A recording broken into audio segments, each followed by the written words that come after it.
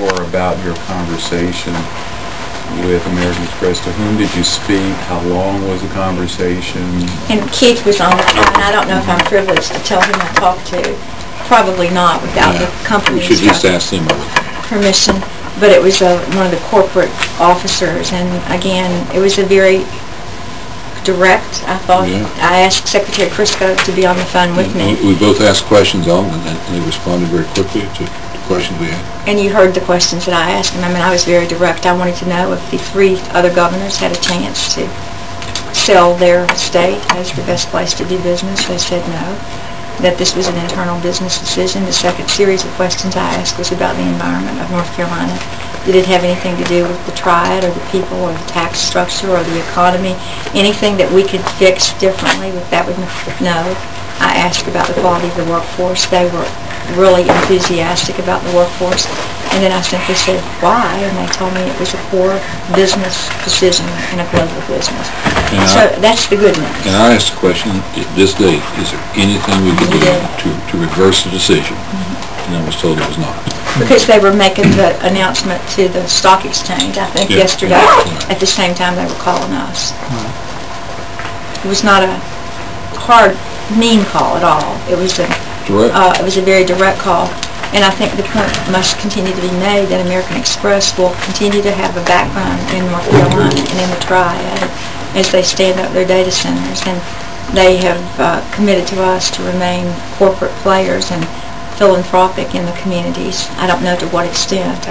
We didn't have those discussions, but I felt like the tuition assistance and the severance packages they were providing were as generous as one could expect given the immediacy of the decision. It had to be a tough day. I worried about it all day. I think people must have come to work yesterday, 1,900 people or so, thinking their lives were planned and that they had a good job and a future. And when they went home last night to supper, their whole world had collapsed. And that's just hard. That's a really hard thing.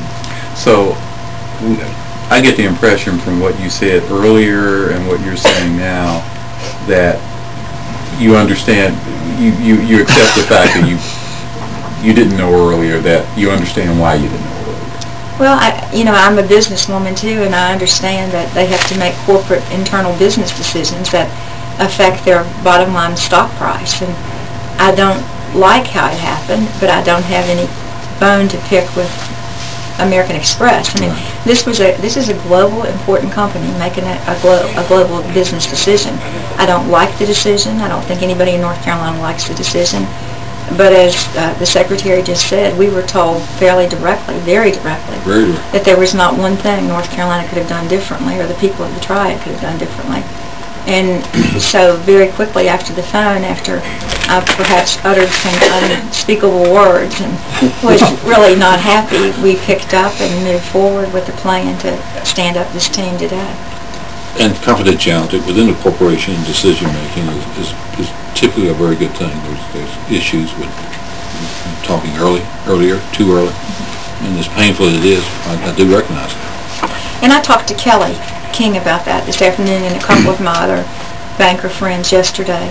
And this appears to be the global corporate culture for decision making, that things like this, decisions like this that have tremendous import on a local community and a local workforce very often are decided somewhere else for a whole set of corporate reasons separate and apart from the entity that's being closed. And that I'm not sure who knew in Greensboro yesterday at the company when the decision was made and the announcement was made. I've been curious about that.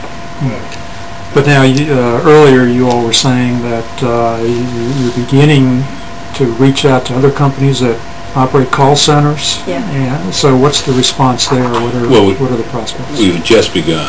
Of course, it's a pretty short time frame. I do know of one call center in North Carolina that will be hiring a few people, nowhere near these numbers, but it's within potential driving range. Some of these people will make it aware of that. I shouldn't tell you who that is because the company has enough people. They probably hire between 50 and 70 people right away, and that's a start. Okay, now I'm sorry because I heard that part of what was said, but I also thought there was a second. There is a second. You're exactly. You're right. We just started yesterday afternoon. I've asked the Secretary and the team, and the business community. Don is in the process of standing up a business group to help us do this, to reach out to companies around the world. That if business leaders perhaps have personal connections and at other business meetings or in social conversations, there may have been some indication that there is a capacity for them to expand and grow business. We are aggressively trying to do that in North Carolina, and we are mining new contacts. And so we have that network at work, and then we have our traditional commerce economic developers.